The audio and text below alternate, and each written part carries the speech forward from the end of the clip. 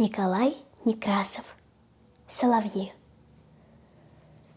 Качая младшего сынка, крестьянка старшим говорила: «Играйте, дедушки, пока. Я сарафан почти дошила. Сейчас буренку обрежу, коня навяжем травку кушать, и вас в ту рощицу свожу. Пойдем соловушек послушать. Там их что в кузове груздей. Да не мешай же мне, проказник. У нас нет места веселей. Весною дети, каждый праздник, по вечерам туда идут. И стар, и молод. На поляне девицы красные поют, гуторят пьяные крестьяне. А в роще, милые мои, под разговор и смех народа поют и свищут соловьи, звончей и слаще хоровода. И хорошо, и любо всем, да только, Клим, не трогай Сашу. Чуть-чуть соловушки совсем не разлюбили рощу нашу. Ведь наш-то курский соловей в цене, тут много их ловили. Ну, испугались и сетей, да мимо нас и прокатили. Пришла, рассказывал ваш дед, весна, а роща как немая. Стоит, гостей залетных нет.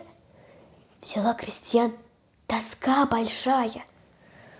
Уж вот и праздник наступил, и на поляне погуляли. Да праздник им не в праздник был.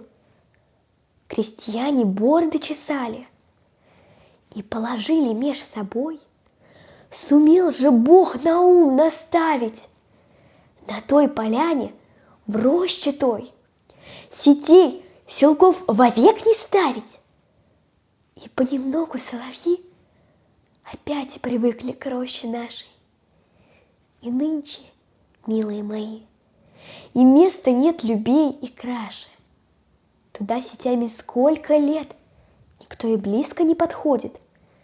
И строго-настрого запрет от деда к внуку переходит. Запомнить надобно и вам, избави Бог тут ставить сети. Ведь надо ж бедным соловьям дать где-нибудь и отдых, дети. Средний сын кота дразнил, меньшой полз матери на шею, а старший с важностью спросил, кубарь пуская перед нею: «А есть ли, мама, для людей такие рощицы на свете?» Нет мест таких без податей, и без рекрутчины нет, дети. А если б были для людей такие рощи и полянки, все на руках своих детей туда бы отнесли крестьянки.